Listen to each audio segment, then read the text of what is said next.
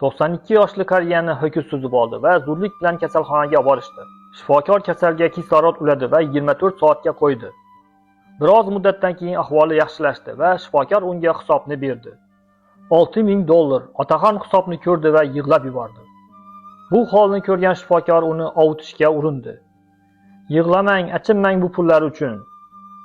Otaxon ko'zlarida yosh bilan boshini ko'tardi. Men bu pullar uchun yig'layotganim yo'q. Ketgan pullar uchun achinmayapman. Barchasini to'layman, lekin men boshqa narsa uchun qayg'uryapman. 24 soat kislorod uchun men $6000 to'lashim kerak ekan. 92 yoshimgacha Alloh bergan havodan men nafas oldim, lekin uning uchun 1 so'm pul to'laganim yo'q. Haqiqatda men unga qanchalik qarzdorman. Bu so'zni eshitib doktor boshini egdi va ko'zlaridan duv-duv yosh oqdi. Shu joyga kelganda sizga bir narsani aytmoqchiman.